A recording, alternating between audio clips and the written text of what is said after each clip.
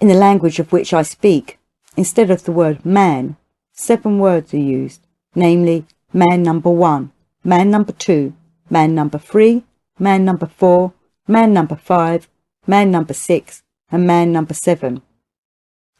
With these 7 ideas, people are ready able to understand one another when speaking of man. Man number 7 means a man who has reached the full development possible to man, and who possesses everything a man can possess. That is, will, consciousness, permanent and unchangeable I, individuality, immortality, and many other properties which, in our blindness and ignorance, we ascribe to ourselves.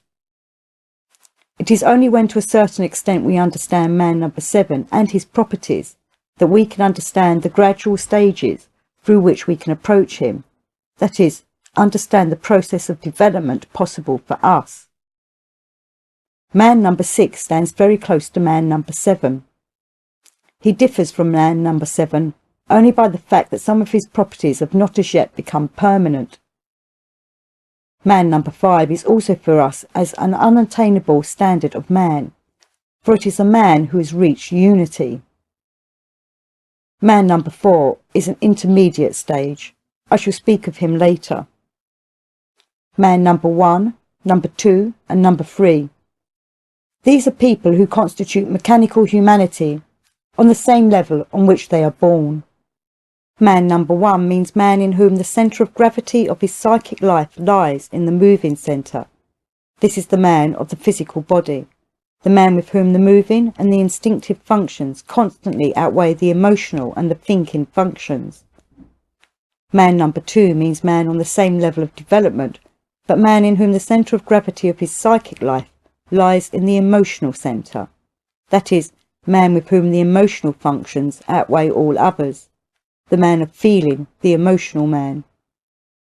Man number 3 means man on the same level of development, but man in whom the centre of gravity of his psychic life lies in the intellectual centre. That is, man with whom the thinking functions gain the upper hand over the moving, instinctive and emotional functions. The man of reason, who goes into everything from theories, from mental considerations.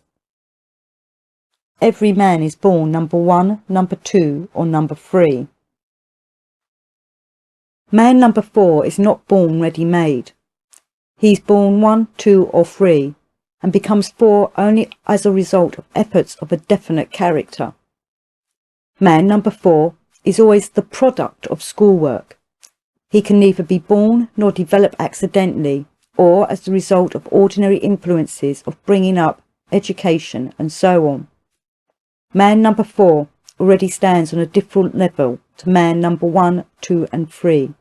He has a permanent centre of gravity, which consists in his ideas, in his valuation of the work, and in his relation to the school. In addition, his psychic centres have already begun to be balanced. One centre in him cannot have such a preponderance over others, as is the case with people of the first 3 categories. He already begins to know himself, and begins to know whither he is going.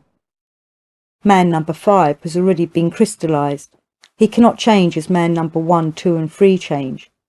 But it must be noted that man number 5 can be the result of right work, and he can be the result of wrong work. He can become number 5 from number 4, and he can become number 5 without having been number 4. And in this case he cannot develop further, cannot become number 6 and 7. In order to become number 6, he must again melt his crystallized essence, must intentionally lose his being of man number 5, and this can be achieved only through terrible sufferings.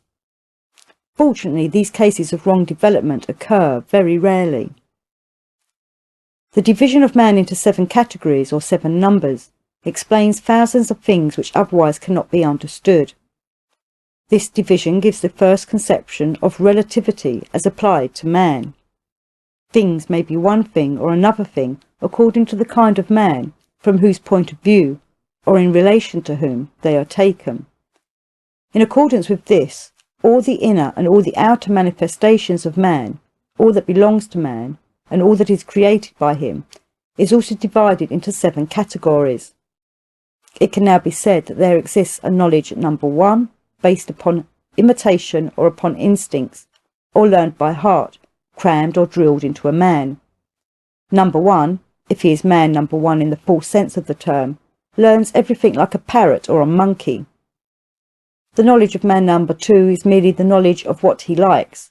What he does not like, he does not know. Always and in everything he wants something pleasant. Or, if he is a sick man, he will, on the contrary, know only what he dislikes, what repels him, and what evokes in him fear, horror, and loathing.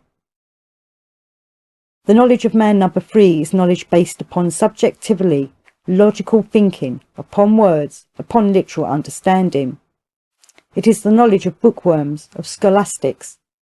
Men number 3, for example, have counted how many times each letter of the Arabic alphabet is repeated in the Quran of Muhammad, and upon this have based a whole system of interpretation of the Quran. The knowledge of man number 4 is a very different kind of knowledge.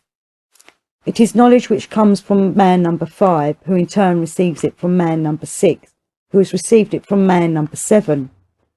But, of course, man number 4 assimilates of this knowledge only what is possible according to his powers.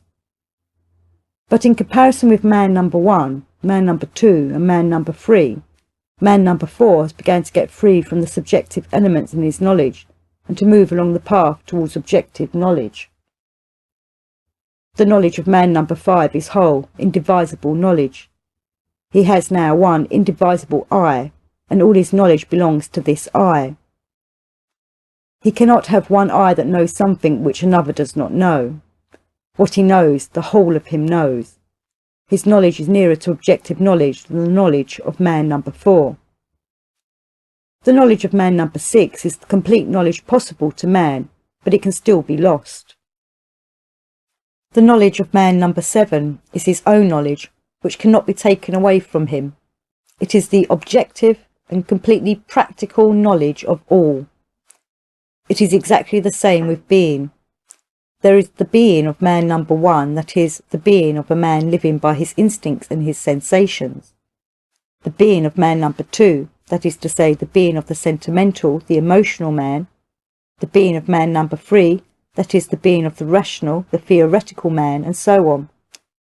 It is quite clear why knowledge cannot be far away from being. Man number 1, 2, or 3 cannot, by reason of his being, possess the knowledge of man number 4, man number 5, and higher. Whatever you may give him, he may interpret it in his own way. He will reduce every idea to the level on which he is himself.